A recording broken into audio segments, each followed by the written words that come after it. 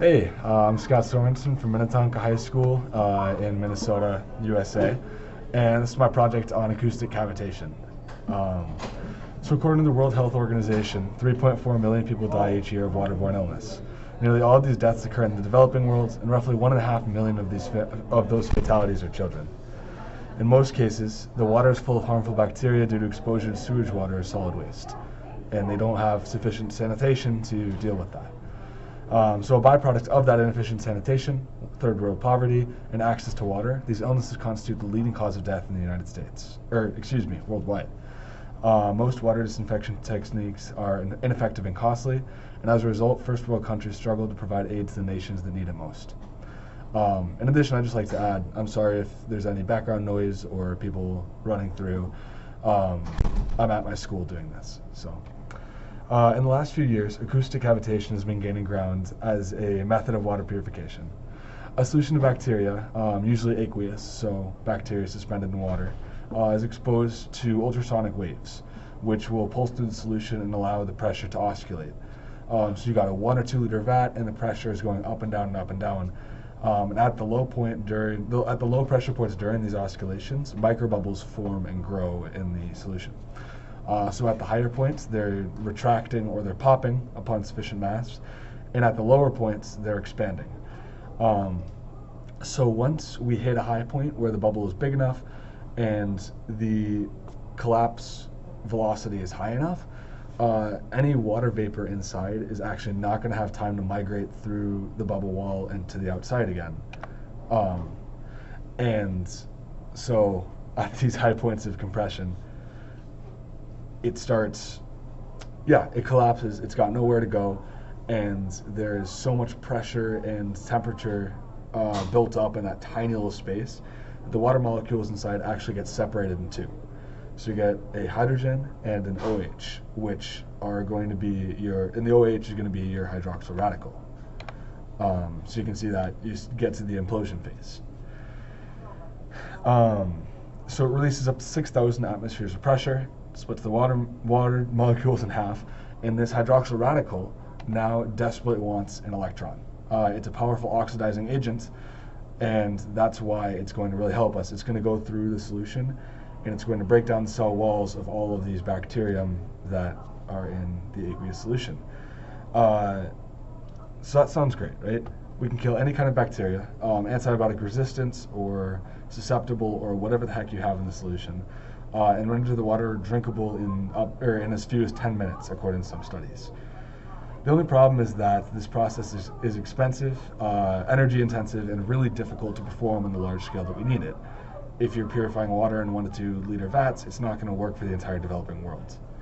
So the technology, which has only really been developed for practical purposes in the last 20 or so years, earliest study I could find on it was 1998, 1997. It's in its early stages, and it's not really efficient. And that's where my project comes in. I'm working to lower the energy required for acoustic cavitation to make it more feasible and reasonable for those who seek to perform it. So, throughout all of this sleuthing and research, I got in contact with a man named Ajinki Pandit, shown right here. He's a doctoral candidate studying at Queen's University in Belfast, Ireland. In 2021, he published a MATLAB computer simulation of acoustic cavitation.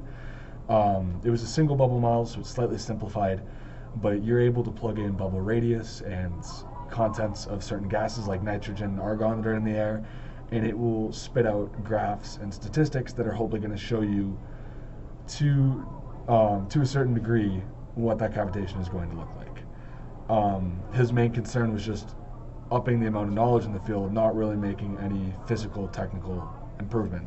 He wanted to make sure that everybody knew what they were doing, basically.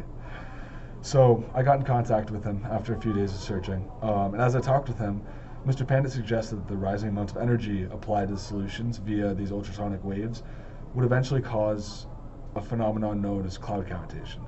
So we're forming so many bubbles in the solution that they start overlapping and undermining each other's efficiency.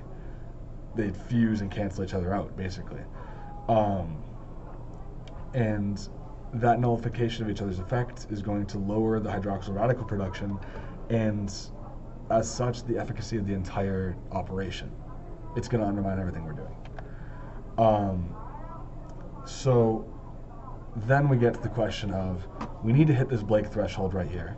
I'm not sure if you can see my cursor, but this Blake threshold we see on the graph, we need to get at or above that in order for any cavitation to happen. Anything behind that line is not going to cavitate. You're not giving it enough energy. And then you see anything above this shape instability line, and we start to talk about cloud cavitation, where it's not going to work because you have so much energy and so many bubbles, they're all canceling each other out. So our question is, how do we lower this Blake threshold while also understanding where our cloud cavitation line is? One major method of decreasing this Blake threshold is adding gases into the solution. So, like I said earlier, any gases in the air, or we can inject nitrogen, CO2 in my case. That's what I'm going to be studying. In order to make cavitation happen earlier with less energy applied.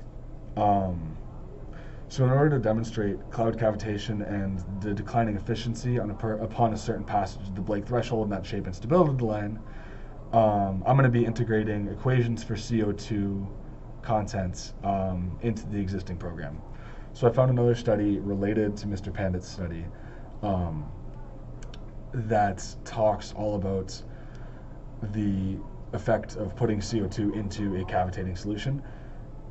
And I'm going to be using that knowledge along with kind of previous code that he's created for nitrogen, argon, other gases, to hopefully simulate this as close as I can. So I'll be creating another input on the simulation, and I'll hopefully be able to create more output values as well. So I'm going to make his program kind of more realistic and give cavitation a more solid mathematical footing, so that someday scientists can look at my work, understand what's happening, and hopefully be able to make tangible advancements in the field. So, for the actual work, I've learned the basics of coding and MATLAB programming from Austin Hunter, who is a friend and former cross-country teammate of mine, who now studies aerospace engineering at Colorado University Boulder. I don't know why I can never say that right. And I've begun looking over and interpreting Pandit's existing code. This right here is the single cavity main program.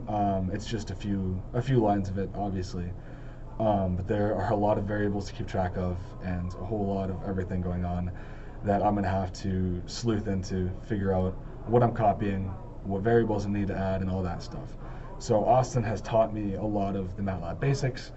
The next few weeks are going to be me finally doing my own work and looking into this code.